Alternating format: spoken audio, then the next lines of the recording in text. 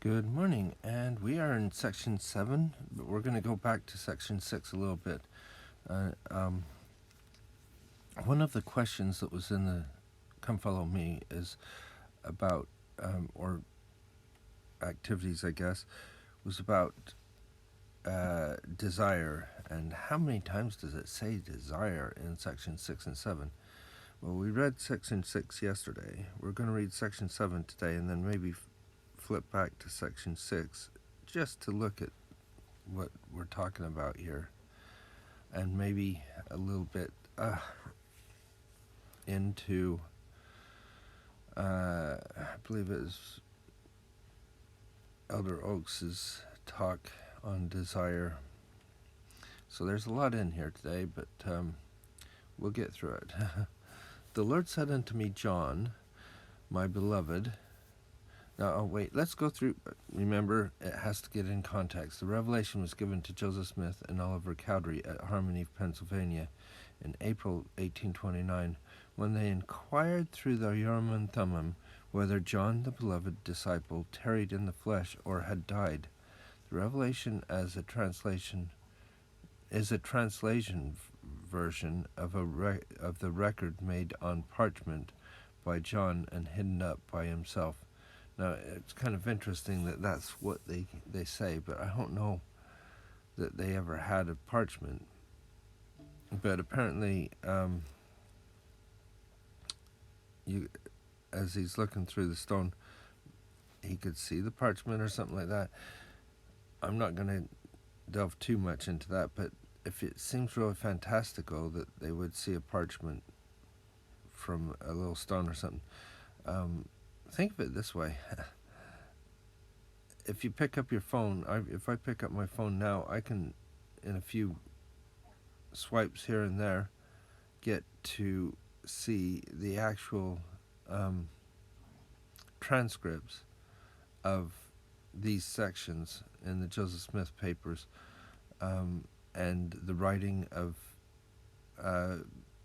Oliver Cowdery as he had written them, and see the actual thing. If we can do that ourselves, I mean, why can't we?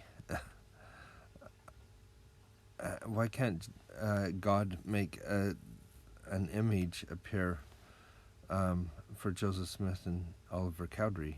I don't see what's so difficult about it, you know. It just seems like, well, here's what it looked like. Anyway, that's just one of the thoughts I had. But what we're going to talk about today is about desire. And I really love this because this sort of ties in, it's going to tie in with the other scriptures as well that we have to read, but especially in 6 and 7. So we read 6 yesterday, but I'm going to go through it again with this idea in mind. But let's read what the Lord said to John in this parchment. And the Lord said unto me, John, my beloved, what desirest thou? For if you shall ask, what you will, it shall be granted unto you. So he's asking, what does he desire? Though he, as the Lord can know the desire of his heart anyway, sometimes you have to have them speak it out directly to you. This is for his sake as much as the Lord's. And I said unto him, Lord, give unto me power over death, that I may live and bring souls unto thee. And the Lord said unto me, Verily, verily, I say unto thee, because thou desirest this, thou shalt tarry. I missed that one, desirest. I shall mark that one just for...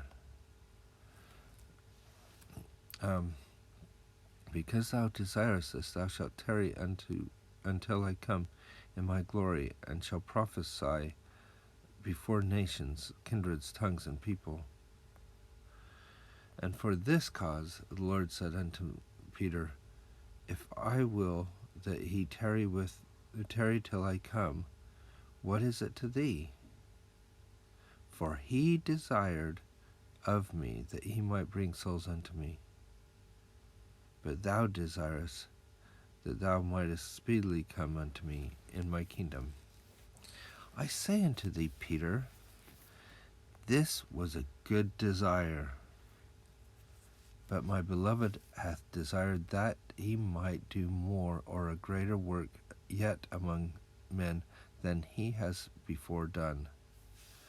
Notice he acknowledges Peter as what his desire to come back to the kingdom as speedily was a good desire as well. But John desired something different. And both of the desires were righteous and good. And so I think that's something to look at when we look often in the scriptures, and or not in the scriptures, but in at church and things. Some desire different things and they get different things.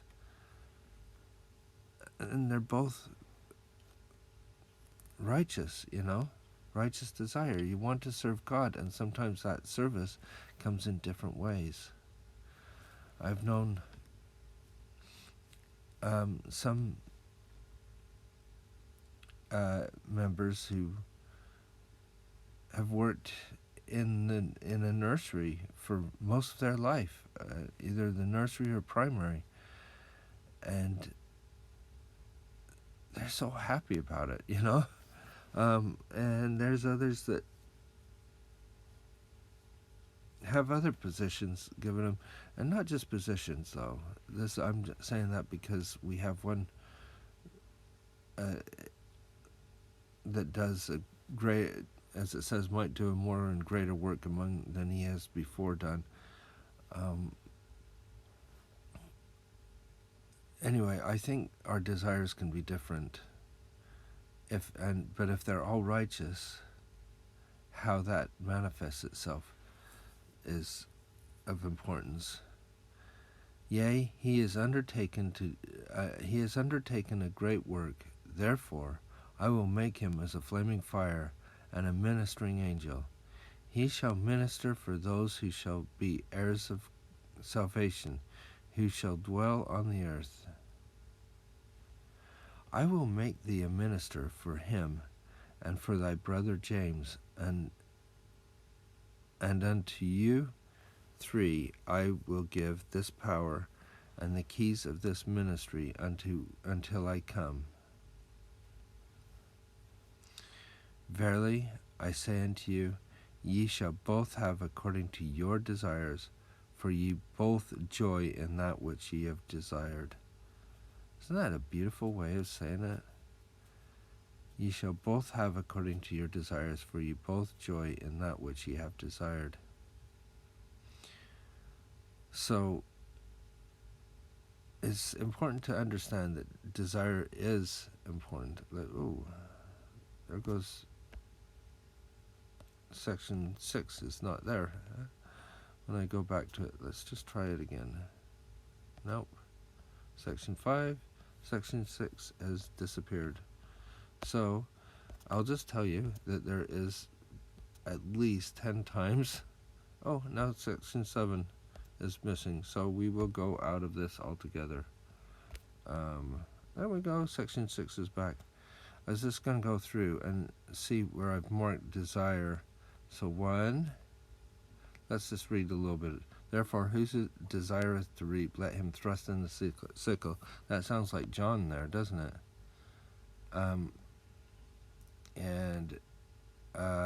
Here we go. Verily I say unto you, even as you desire of me, it shall be unto you.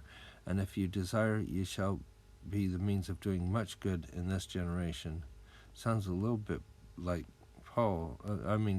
John, the beloved, in this, doesn't he? And then we come down here.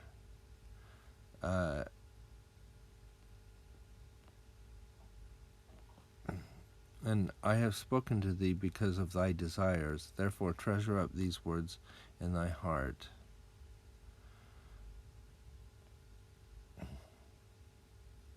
I grant unto you a gift if you desire of me to translate, even as the servant Joseph, my servant Joseph.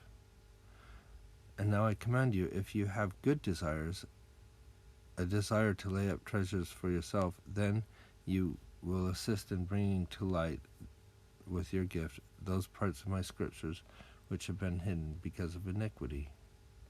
Do you see how many times it talks about desire? And I think it's significant that we point these out. So several times there he's talked about desire. Now, I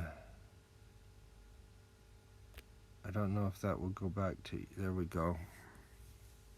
Even as you desired of me, so it shall be.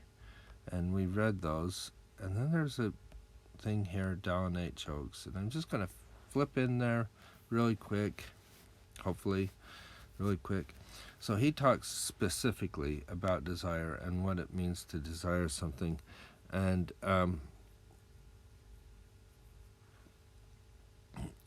he says, desires dictate our priorities, priorities shape our choices, choices determine our actions. The desires we act on determine our changing our achieving our becoming. And then he talks about shelter. He gives examples, interesting, of different things. And sleep. He gives a talk about the Utah National Guard in the Korean War, where they didn't get any sleep, but because the reason why the commander didn't get any sleep is because he could not think of anything worse than coming home to meet the parents of those boys in the streets of the small town, and I didn't want to face any of them if their sons didn't make it at home because of anything I failed to do as a commander. So it was more powerful to make sure they got back, and they did. Then there was, sorry, I'm flipping through. There was, I thought I highlighted it. There we go. Similarly, in modern revelation, the Lord declares, I will judge all men according to their works and according to the desire of their hearts. Are we truly prepared to have our eternal judge attach this enormous significance to what we really desire? Think about it. Are you prepared, as John and Peter and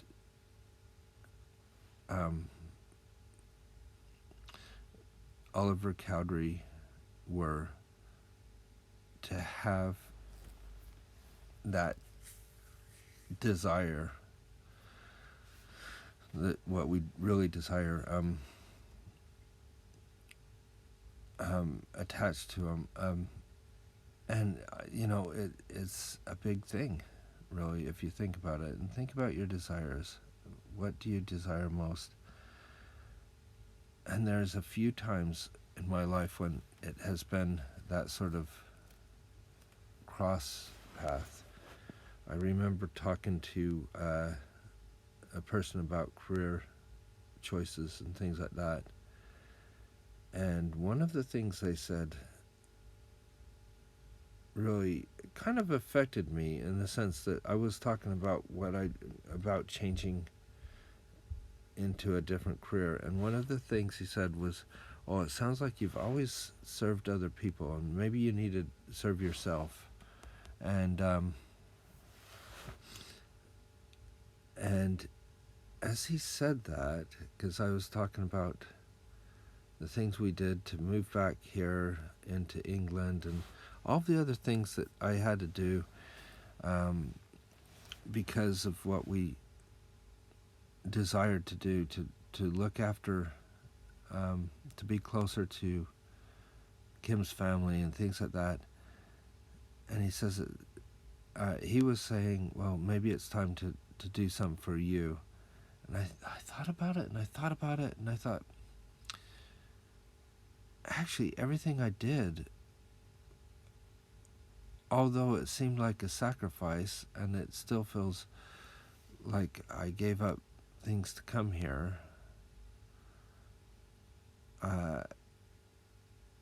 maybe career-wise and things like that,